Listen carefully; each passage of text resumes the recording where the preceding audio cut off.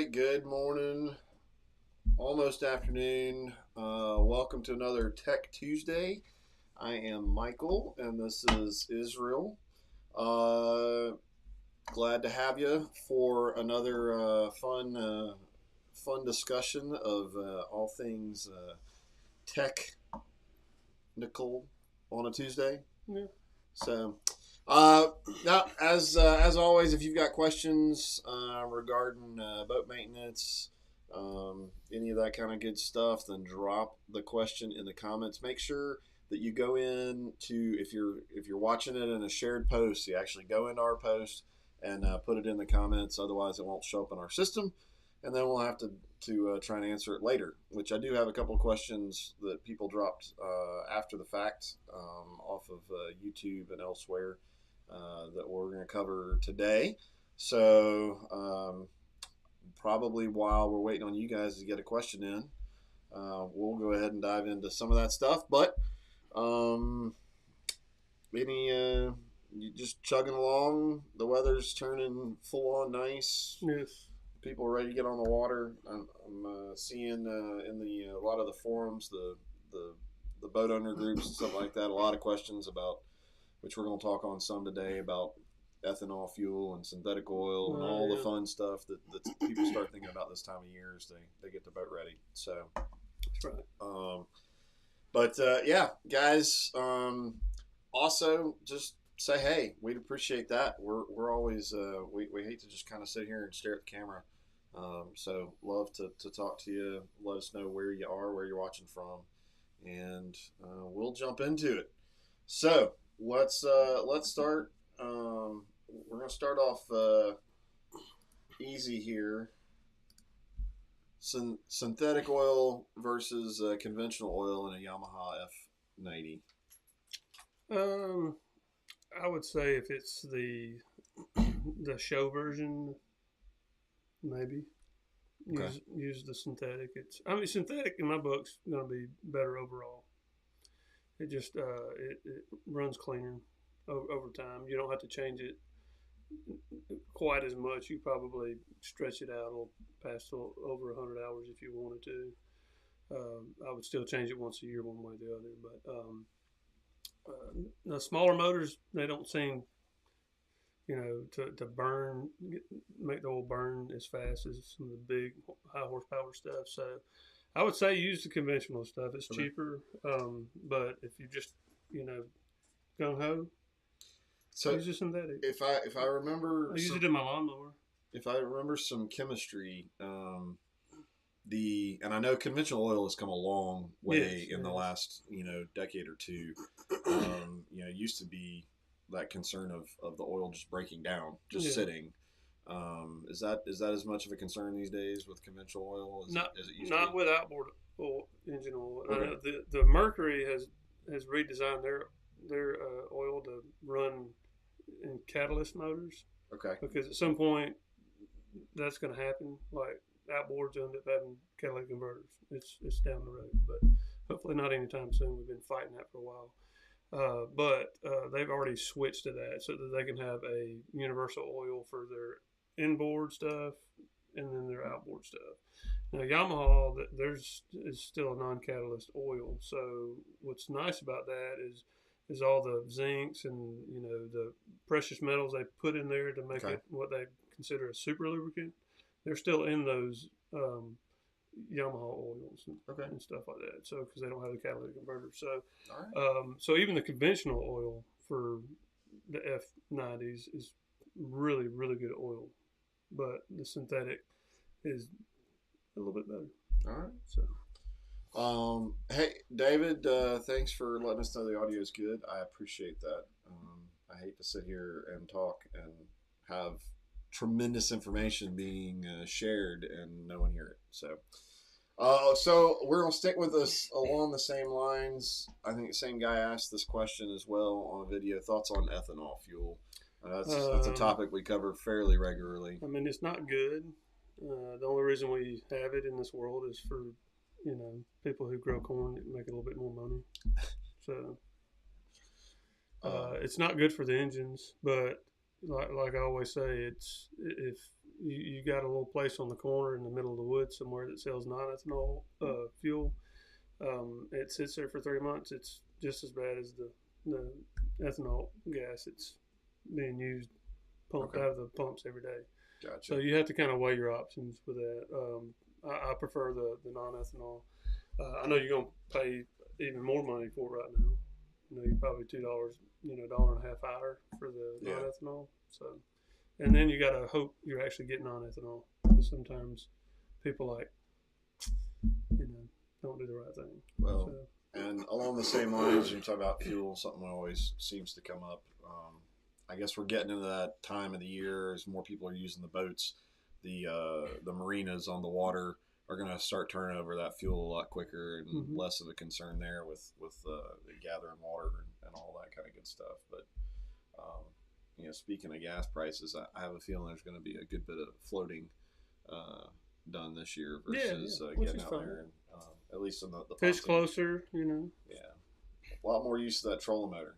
That's right. All right, guys. Well, I've got a few more questions, so I'm gonna keep plugging through. But by all means, if you have got something you'd like to know, then please let me know, and we'll get it up here and we'll discuss it. Otherwise, we're just kind of guessing that you might be interested in it. I'd love to know that you're interested. All right. Let's see here. This is a wordy one. All right, went out 2 weeks ago, almost sunk the boat. Long story short, the live well cartridge broke over the winter. Water was just pouring in, filled up the entire back compartment, went over the gas tank. Worry about the charger. That's kind of the big question. He's been getting it dry and all that kind of stuff. He hasn't wanted to plug into that charger.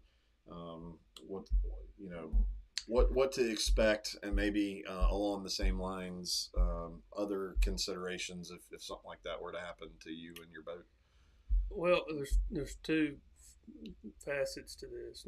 Number one, let's just talk about the charger. It depends on what kind of charger it is. If it was not underwater for too very long, and it was something like a Minn Kota or a Norco or something like that, that they are water resistant. They're not waterproof, but they do some things to keep water out, and it seems to work pretty well. Now the Dual Pros, if they go underwater, they usually fill up pretty quick. So if it was rainwater, I'd be a little less concerned about it, because you don't have all the ugly stuff in the water. Nasty. Little particles, things that will help with electrolysis, because if you plug it in, you have water in there, you immediately start getting some electrolysis. Well, if it's rainwater, and all the particles stayed where they belonged, and it did that, then there's not all those particles in there. It's more like, what do you call distilled water? Gotcha. Yeah. It's kind of like distilled water. There's not all that stuff in there. Pure, cleaner water. So it's not as bad for the system. Drying it out, if you can see there's moisture behind like the little lights and stuff and the buttons, then I would pull it out and sit it out on a nice hot day and see if you can get it to evaporate the water out of it before you turn it on. Because once you turn it on, that's when the bad things usually happen, for sure. Gotcha. Yeah. And I'm assuming, obviously, that's a whole different discussion with a saltwater. But I'm assuming this is a bass boat is what this guy's asking about.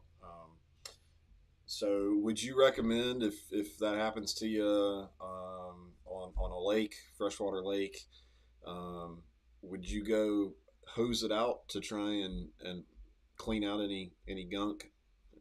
Obviously there's a lot of variables on how long did it end up sitting there and all that kind of stuff. It depends on if it actually got it in the system. Okay. So I think once you get the water out of the boat, which the guy probably got it up on plane, pumped it all out, and it hopefully wasn't sitting in there for a long period of time. If it was, I've actually had some boats. We had a trade in one time, and the guys that washed it, they didn't realize the plug was in it, and they washed it, and then it put it out back, and then it got rained in, and batteries got, the Yep. batteries filled up. A lot of the batteries got check valves in them, so to keep the water out. But it killed all the batteries as far as because you have water making a connection, so slowly it killed the batteries. It stayed over there over the weekend. I drained it out. Actually took the batteries out, put new batteries in, but I set those batteries to the side because I was going to use them as shop batteries in case they charged. Charged the batteries charged up fine, stay charged. We used those for a couple of years, and then the charger, I mean, never missed a lick. Hmm. So, so if they get it sealed up enough, then it won't hurt anything. So it's just a matter of whether it gets in there or not. All right, So this is an electronics question, and any ideas what could cause my Hummingbird Giraffe on the bow to lose power when I crank the boat? Doesn't happen every time. Batteries are about a year old. Typically happens toward the end of the day. Just cranking battery, any kind of just kind of perplexed as to why it drops enough voltage to go into a low voltage situation. I only have two Helix 9 Gen 3s, no live or 360 or hydrowave or anything like that. So sounds like it could be a number of things. You could have some corrosion in the line. You could have a loose connection. But the fact that this happened towards the end of the day tells me that you're probably using live wells all day. You're using the grass all day. You're probably fishing more than you're running. So a few things that you can do to prevent that is run a little bit thicker gauge wire up to the front, and it'll bottleneck down less. So if you only have 16 gauge running to the front, and you're using your grass all day, that motor it pulls a lot of amps. Okay. And so it's the amps that you're losing more than the voltage, and that's what's killing the unit. It's the unit has a safety function where it's going to only if it loses so many amps, it's going to shut itself down. Just keep from getting damaged. So a lot of people have actually got this ticket right here that I'm going to work on. It says right here, graphs are shutting down when cranking the boat. Not every time, but a lot. So this is literally a boat that I had pulled in my bay. Yep. As you called me to come up here to do Tech Tuesday. Same exact thing. He's got a 7. So pretty typical. But in his case, I don't know if it's doing it towards the end of the day or not, or if it's doing it every now and then, all day. But typically it's either a loose connection. And I've even seen after they got a little age on them, the little 2 prongs that go into the back that are for power. The female pieces get just a little loose, and sometimes you can bend the prong one way, this way, just a little the other way, and put it back in there, and the problem goes away. But in his case, I'm thinking that he needs to run a 12 gauge wire up toward the front, straight to the battery, and that'll probably take care of that problem. All right. And if it doesn't, you need to go with a higher amp hour battery. A good one to use is either Odyssey or North Star X2, which is the same company now. But gotcha. Yeah. All right. I know a lot of people that use that battery and don't have any problems ever again. All right. Well, guys, since there don't seem to be a ton of questions, this is going to be our last one, and we'll let you get back to figuring out what the electronics issue is on the boat. Has anyone found a cheaper alternative trim motor that isn't $400 from Yamaha? This particular one is looking at a 90 horse. Well, I don't know when the last time he priced one of those, but now they're about $750, if not more. So the cheapest alternative is to have it rebuilt. I rebuild them here. So typically, if I don't have to take it off, it's about $300. And if I have to take it off, it's about $350. All right. Yeah, that. Well, there's not a whole lot you can do with much on motors or boats these days. That $400 is that's probably a pretty decent price on all that stuff. Yeah. So. And there may be some aftermarket ones that are $400, but I don't know if I trust them. Gotcha. All right, Brian. If I'm adding a HDS 9 Live to the front of my boat and adding a 3-in-1 nose cone, how big of a problem should it be? I have a NEMA 2000 already up up front for my Ghost.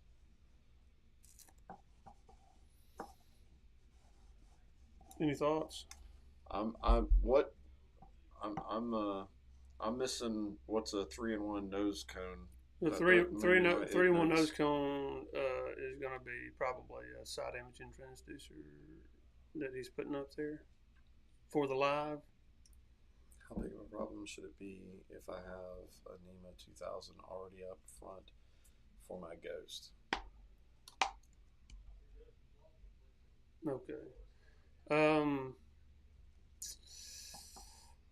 I don't.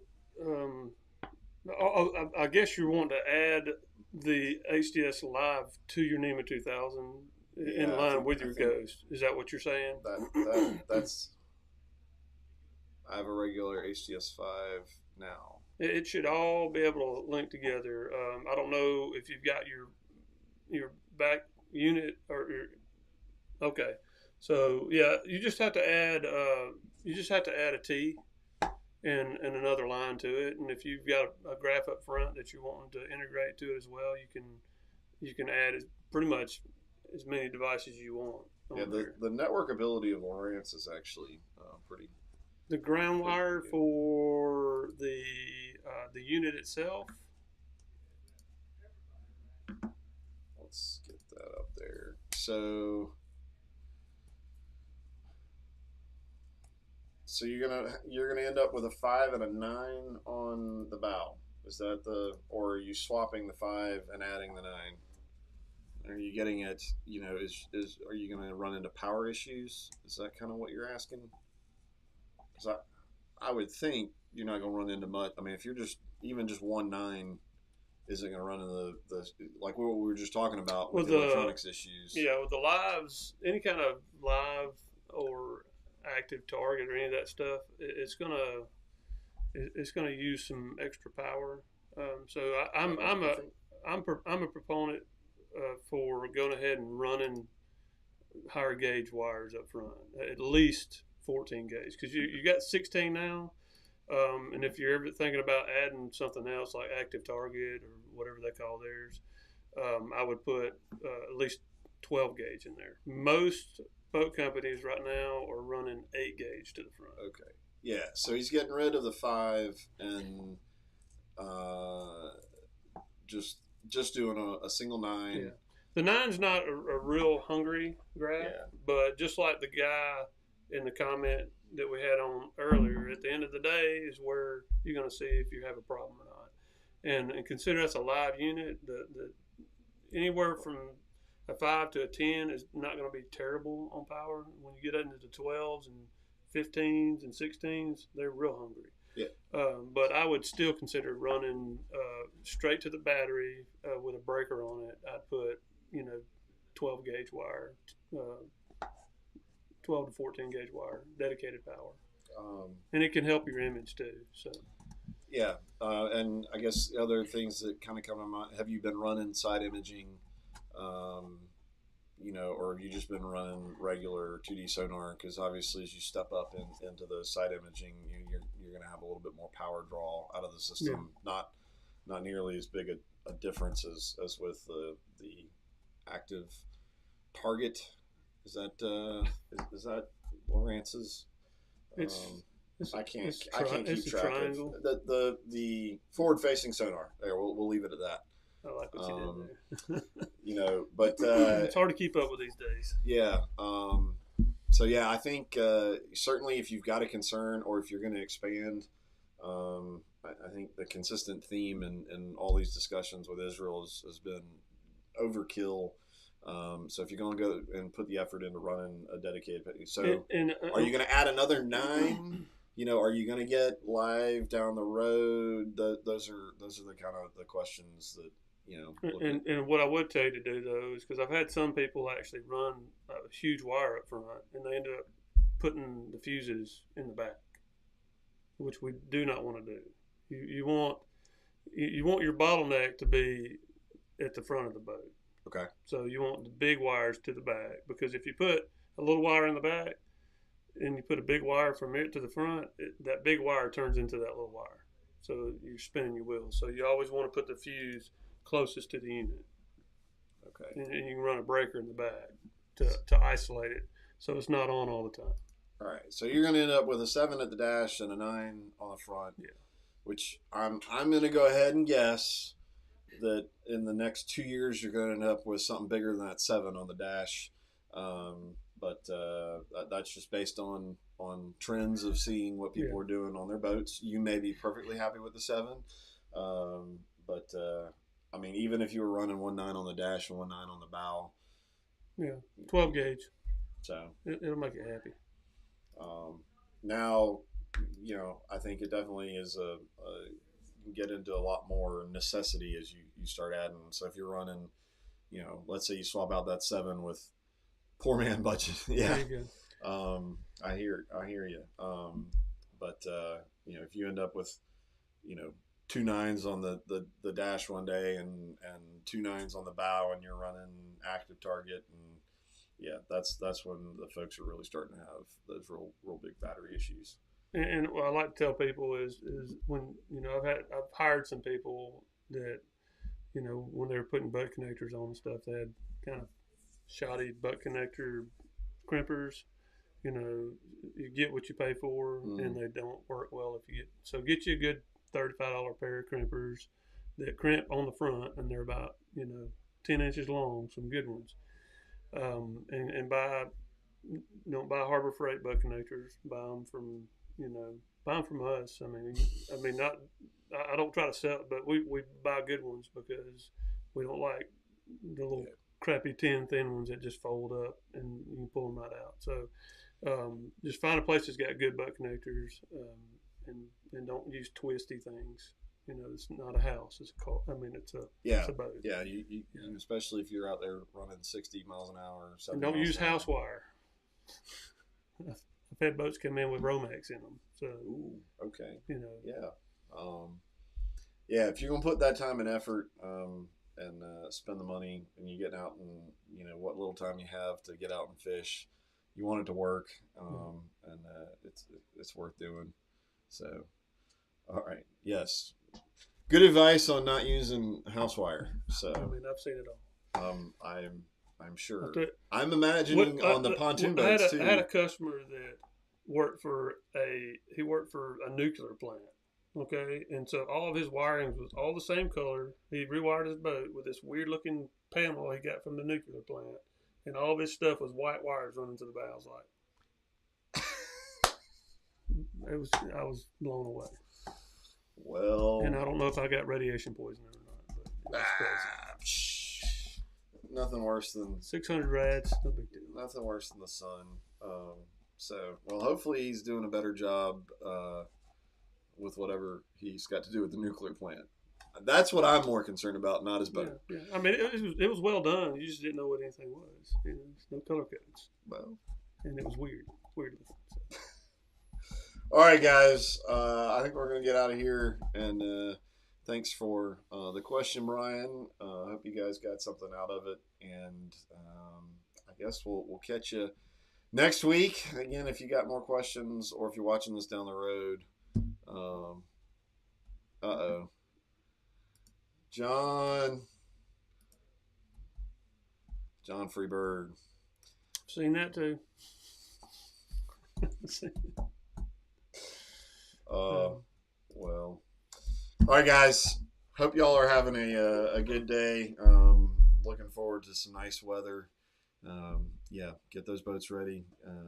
I think still opportunity to get boats in for some service. I don't know how backlogged we are. Always a good reminder if it's just preventative stuff, just a seasonal oil change or something like that, call and get it scheduled. We try and work those in so that you don't have to wait forever. All right, guys, we will talk to y'all later. Have a great day.